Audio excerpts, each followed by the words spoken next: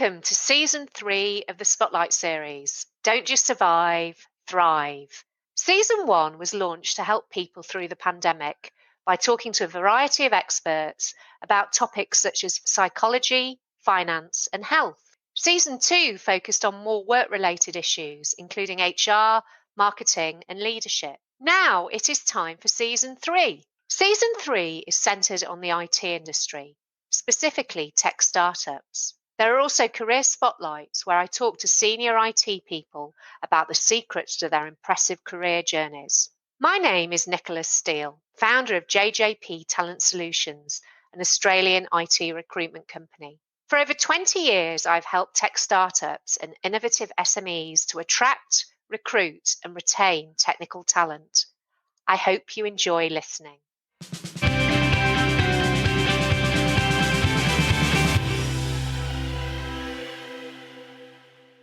I am delighted to introduce Simone Joyce. Simone is the CEO and founder of Paypa Plane and also a board director for FinTech Australia. Simone, thank you very much for joining me on Season 3, Episode 1 of the Spotlight series, Don't Just Survive, Thrive. Thank you, Nicola. Thanks for having me. My absolute pleasure. Thank you. So, Simone, please tell me a bit more about your background and your personal story. Okay, so I don't think you'll ever come across a startup founder with a linear story to why they are where they are. I guess my journey into founding Paypa Plane started back in 2011. I'd freshly arrived back from living in Dubai for 6 years. I had 2 small children. I was divorced and a little bit lost. So I went back to university at UQ. I was doing organisational psychology, and I came across a program out there called iLab. But it was I think we were the second cohort that went through that. It was like a refreshed iteration of a program that had been around for a few years. And I look back at what we actually pitched to get into that Germinate program at the time, and if I fronted up and pitched that today, let's just say I don't think I'd get a look in. But we got through, and it really opened my eyes to A, technology companies, B, the theory and methodology behind startups, and the opportunities that existed in that space. I loved it. So this was now sort of 2013. We probably spent, and I say we, my now new husband and I were on this journey together. We spent quite a few years trying to get the formula right. It felt like a mini university degree that we were self-guided on, condensed into a very intense period. Had some fantastic mentors along the way.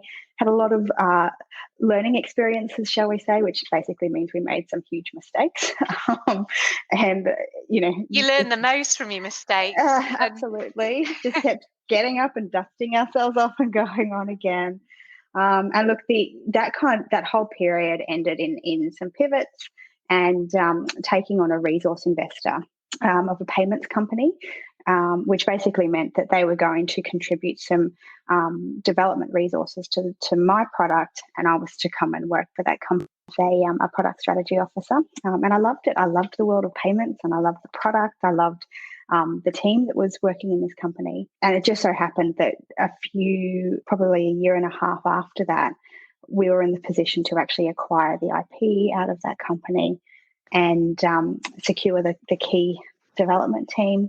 We spent about 8 months reworking that IP into being the product that we wanted it to be, and released it back to the market in August of 2018. So here we are. Wow. And on the way, I actually managed to scoop up my brother as my co-founder of Paypa Plane as well. He had a lot of skills that I don't have, and I could think of no one better to fill the gaps than my brother. So here we are today.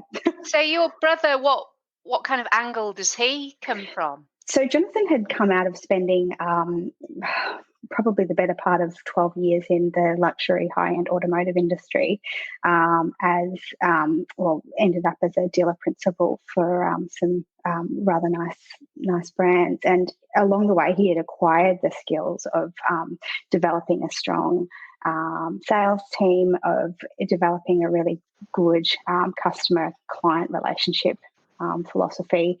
And he has an intrinsic eye for detail. He's very numbers and statistics driven, whereas I'm not. I'm very big picture, this is where we're going and we're going to get there, and this is the overall strategy. So I really needed that extra voice.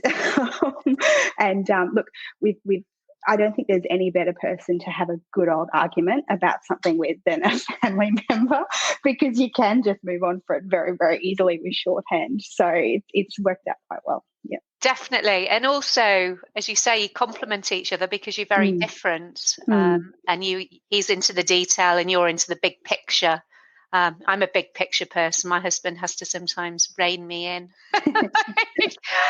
So going back, I think it was 2011 when you first conceived the idea.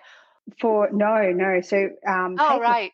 So that's just when I got back to Australia and went, oh my goodness, what am I going to do with myself now? If you had asked me then, in 2020, do you think that you'll be running a payment technology company? I would have asked you what payment technology was. So, Paypa Plane as a concept really started crystallizing in my head in sort of 2017, I would say. Yeah. 2017. So in 2017, and you came up with this concept, what was the whole purpose behind Paypa Plane? Yeah, look, I'd had a really bad experience with with payments for my daughter's after school care, direct debit payments, which almost every household in Australia has some form of a third party direct debit that they can't necessarily control coming out of their account.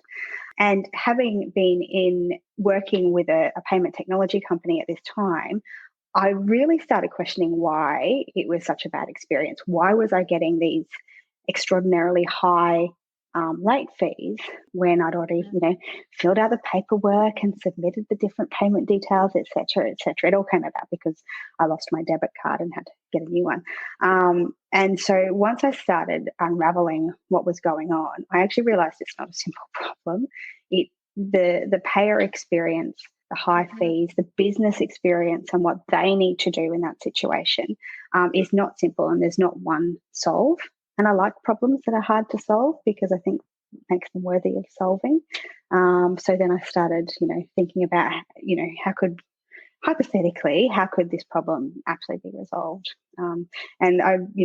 It's pretty obvious once you zoom out a little bit. It's actually an ecosystem problem. It starts at banking level and then goes down to the third-party providers in that system, then down to the business, then down to the payer. So how it all came about. So it's based very much on your own personal experience that there must be a better way that's currently happening. Yeah. So when you started, what were the main challenges that you really encountered? So the challenges that we encountered and that I encountered are very much the same story of a lot of early stage fintechs back at that time. Fintech, particularly payment products, have a higher barrier to entry. You can't just start moving money on behalf of whomever because you run into things like AML regulations. You need access directly through a sponsor, a bank. They're very difficult to come by now more than ever.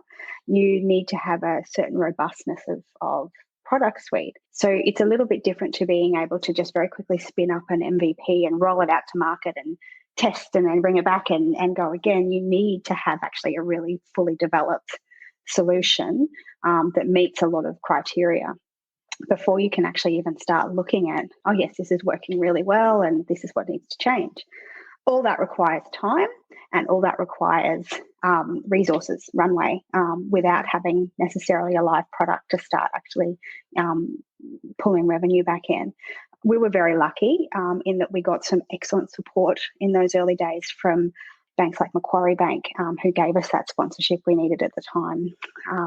We had some amazing foundation clients who are still with us today that we learned a lot from once we got that product out. And I found that accessing resources through organisations like FinTech Australia, our regulators like AusPayNet and ASIC and the RBA, we were able to meet all those requirements to get ourselves out into the market, essentially. So it's developing those relationships. It's product, it's industry knowledge. So you'll find that a lot of fintech founders have come out of working in an incumbent bank, a financial institution, a loan provider, and so they've spent almost their whole career sucking up this industry knowledge that they can then leverage into their own product. We didn't have that. I had to learn as we went, and very rapidly increase my knowledge and develop the networks that were required as well. And it's just lucky that I do fundamentally love fintech products and payment products. So it was an enjoyable thing for me to do. If it wasn't, there's no way that we could have acquired the correct knowledge and industry understanding that was needed. So you enjoyed going through the pain because you actually enjoy fintech. And also, you're a female founder, which is a fairly rare breed. So did that create more challenges? I don't think so. I don't think I ever woke up and went, if only I was a male, this would be so much easier. That was never my thought pattern. I do what I do, and I do it whether I'm male or female. I don't think is something that factors into my operational processes. In saying that, the statistics are very obvious and clear that in the wider startup community, female founders, I think the last figures were something like 24%, not 100% sure. If you look at fintech as a subset of that startup ecosystem, it's even less. So yes, I do know that there's a smaller number of founders than males. Is it something that I feel personally holds me back? Not really, no. And I've along the way at some of our largest banks and some of our regulators, and I've met some amazing females, just incredible people who are achieving amazing things in their career. They are so knowledgeable and so clever at what they do and how they operate. Our Minister for Financial Services and Superannuation, Jane Hume, is also wonderful. So we've really got some good figureheads if we care to seek them out and look for them. Yeah. So rather than looking at the challenges, are the benefits, do you think, of being female that you can bring as a founder? I think so. And I think it comes back to diversity of thought. If you think about not just the people who are founding companies, who are using these products, who are accessing these products, our user base extends from banks to other payment companies, all the way through to small to medium enterprises. And we have so many females who start their own small business, and then it grows to be a medium business, et cetera, et cetera. So if you think about, okay, if you only have a team of people who think the same and operate the same, the product is going to be very one-dimensional and might not meet the needs at the other end. So I think that it's probably an advantage in that respect.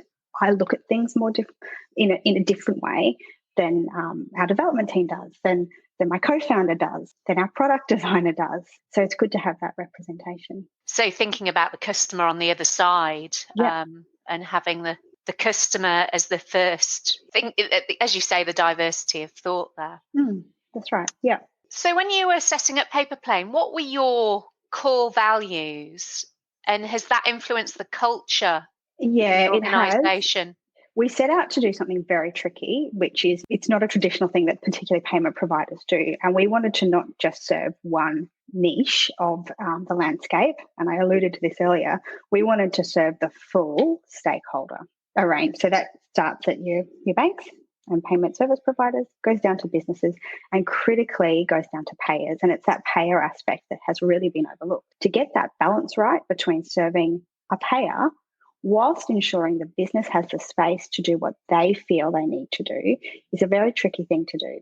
And what we've actually been able to do is use that backbone of we need to put our users first, but we have different users. So therefore, our product needs to develop in a way that is completely customizable to whichever user base it is. That has meant that as a company, we've had to very carefully focus on what is our purpose. Well, our purpose is actually not just to make paying your gym membership easier for the business or the payer. Our purpose is to improve the system as a whole. So that guides us in a lot of things. It also means that we have to be very careful in agnostic thinking. So just because we personally feel that, it's not okay to have a fee of X, Y, Z, actually it might be suitable for that business, and we just need to give them the space to operate as suits them. So it's a very different way of thinking than other providers in the space.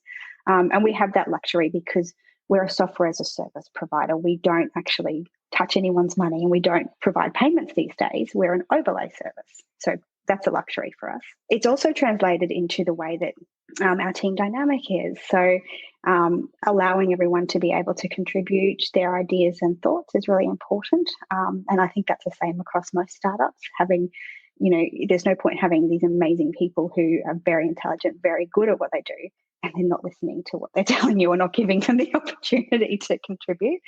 And it took us a little while to get to that sort of more open communication space. We've done some work, pre-COVID work this year on disc profiling. I don't know if you've ever heard of that. Yeah, DISC.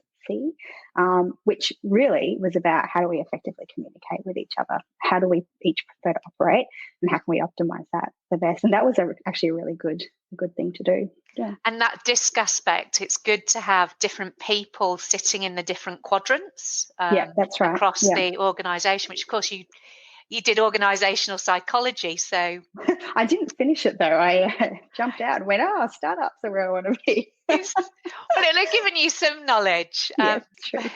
It's funny, I did a geography degree and still would be hanging around the library reading psychology books, so I find it quite fascinating as well. I digress though. So in terms of the team, from what you said earlier, I don't think inherit's the right word, but you had some of the development team that moved over. And so what sort of size now are you? And at what point did you decide to really start growing the team? Okay, so when we started development on the product in January 2018, there were 4 developers working on it who each were excellent in their own specific field, their own specific niche of developing the product, and myself and my brother, and we had a part-time product designer.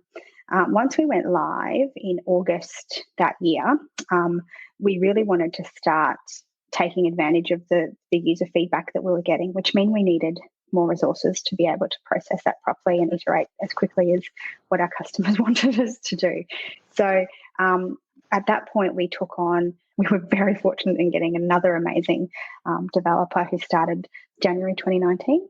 And then by the end of that year, we'd hired another developer as well. So we're now a team of 10, obviously still technically heavy as far as team spread goes. We've got an excellent sort of a client services officer who helps with all of the administrative assistance and support that comes with onboarding new customers. And we've obviously got a full-time product designer now as well, and still my brother and myself. So look, we were planning honestly to grow probably by another 3 or 4 people towards the end of this year, but that might be pushed back now to the beginning of next year, just with the disruptions that we've all seen come about this year.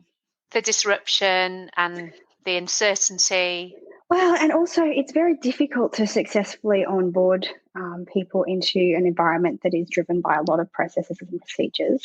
So, for example, we achieved our ISO 27001 certification a few weeks back, and to bring somebody on in an environment where we're not all in the same place and make sure that they are cognizant of all the processes and why we have these things in place, let alone get their head around, okay, I'm coming into a new development environment, a new team environment.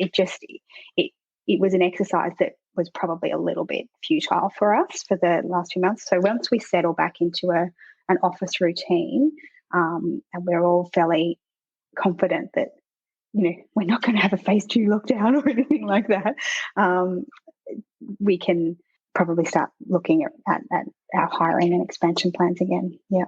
And actually, with regards to the working from home, schooling from home that we've experienced this year, I've talked to a lot of people and they've said, actually, I really quite like this remote working. I'd like to spend 3 days at home, 2 days in the office, for example. Is that something that you think would be ever possible with Paypa Plane, or is it just because of all the compliance and everything, it's difficult? No, we're in the process of actually doing that now. So today, as we speak, I'm personally at home, but 3 of our team are working from the office. And we've got a roster. Our office isn't quite large enough to accommodate everybody back at once and still adhere to the required distancing. And I refuse to put perspex up between every desk. So we will work on a roster system, and that seems to suit most people. It gives that balance. It's actually a really good balance. I think it's one of the good things to have come about over all of this is suddenly we all appreciate the fact that you can achieve things effectively from your home environment if required. On the flip side of that is some people have become aware that they really need to work in an office to be productive, and that's fine. It's opened up that individual pathway a little bit more, I think. Yeah, absolutely. And one size doesn't fit all. So as the company's grown, what problems have you encountered and how did you overcome that? That's a tricky question to answer, simply because I don't think that there's been anything super unique that we've encountered that other startups in their early growth phase similarly wouldn't have encountered and overcome. So one of the things that I battle with all the time is, how do I assign priority? We've literally in our we use ClickUp to organize as the hub where non-developers and developers can come in and organize tasks. We've literally got 81 things in backlog. How do we prioritize that? How do we prioritize that through serving our existing customer demands, asking for new features, whilst also looking at how we're growing? So developing more capability as far as being able to flick a switch and have a white label in market and operating. So that's my biggest challenge daily, is balancing priorities and making sure that whatever we commit to, we're committing to not just on a time basis, but linking that back to the fact that it does cost money. Every day that people are developing features and functions, it costs money, and we need to make sure we have a viable return on that, whether it's down to, we'd like to spend 30% of our budget on purely innovative activities this month, which is such a luxury if you can do that, versus, okay, we know that every month 6% of our capital goes towards maintenance tasks. So making sure that everyone's operating as they should, that there's, bug fixes are happening, et cetera, et cetera. Your story is fantastic. I really enjoyed hearing that. If you were to turn back the clock, would you do anything differently? I don't think so, simply because when things have gone totally tits up, can I say that? You're fine. Okay. I've always learnt something, and it's not just knowing about our specific niche in the payments industry in Australia. It's also about knowing all the other bits that come with creating a high growth company. If I hadn't had the opportunity to make the mistakes that I made and hadn't met the people I met, et cetera, there's no way that I would feel as confident as I do today in saying, yes, this is what we're going to achieve in the next 5 years. I still know there's a lot that I don't know that I need to learn along the way. But if I took anything away from our previous experience, then I probably would be having a knowledge gap, another one today to deal with. So, yeah. Yes, as we said before, you learn from your mistakes and get better. And you arrived back in Australia in 2011. Yes. Where did you think you'd be when it was back in 2011? Where did you think you'd be in 2020? I thought I'd be a midwife. Yeah, I'd been accepted into midwifery at UQ, and the reason that I couldn't take the offer is it was straight into shift work at the hospital. and I had a let me see, Rose was just gone 2 and Flynn was 4, and I was obviously a single parent at the time, so I couldn't accommodate the shift work. So I had to kind of that's how I ended up with organisational psychology. I went, well, what else can I do? But yeah, that's still in the back of my mind. One day Yeah, when I move on to the next thing, I would still like to do that. Yeah. There are no similarities between being a midwife and being a fintech founder.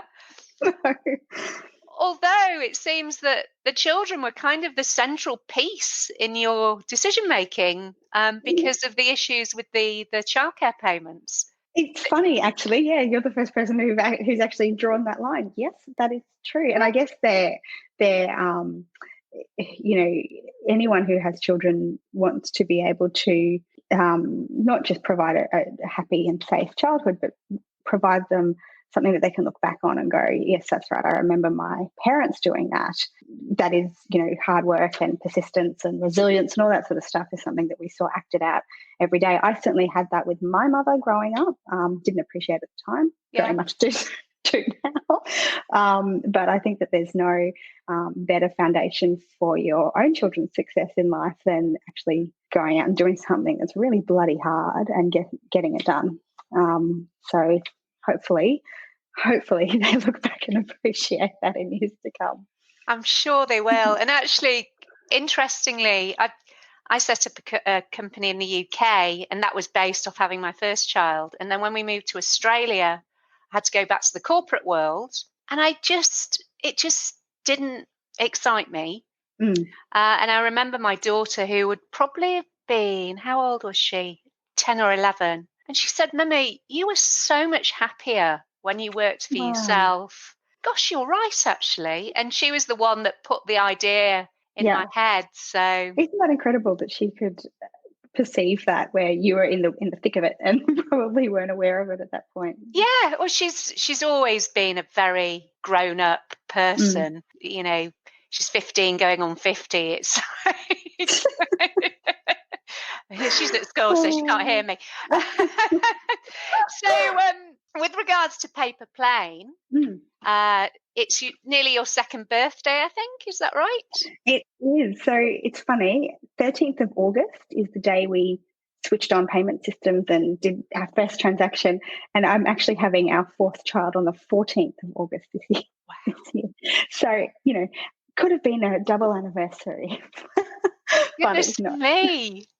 No, auspicious days in August for us. Yeah. And also we could do another podcast on how do you do it for children. I have an amazing husband. Trust me, without him, there's no way any of this would operate. He's the glue that keeps it all together.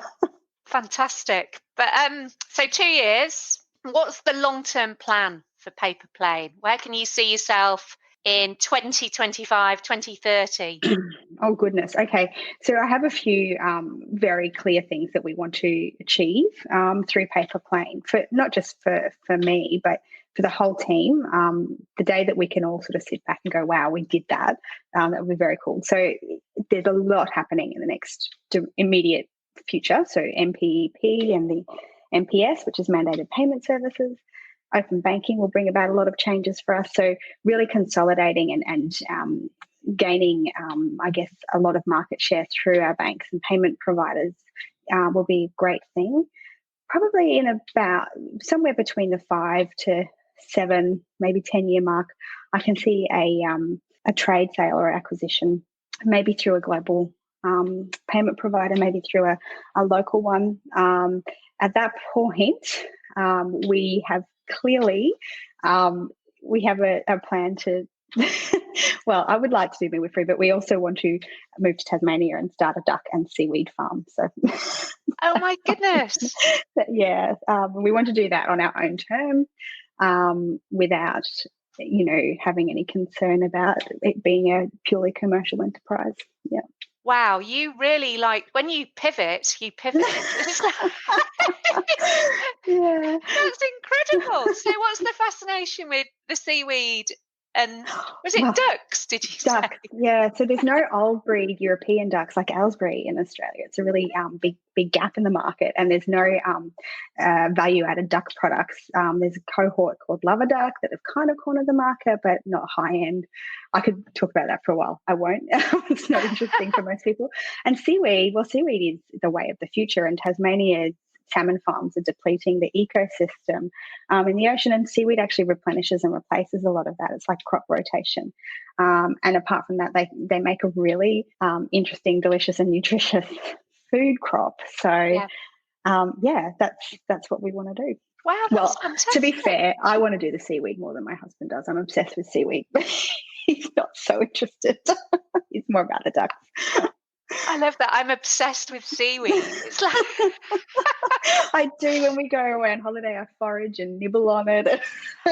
Oh my goodness. Well, Simone, this conversation took a completely different Sorry. But I like doing that. So thank you so much for sharing your insights. Is there anything else that you'd particularly like to share? Look, I don't think so. I think we've covered a lot of ground. I can't think of anything that I'd like to share, except to say that if you are at the beginning of your journey and starting your own company, I think the best thing to do is acknowledge that the best skill in your arsenal is going to be resilience, because there is going to be days where you don't want to do it, and there is going to be days where things go horribly wrong, the wheels come off. But conversely, there will also, if you push through that, be the days where the most amazing thing happens, and it makes it all worthwhile. Perfect. That's brilliant. Well, thank you very much. My pleasure. Thanks for having me.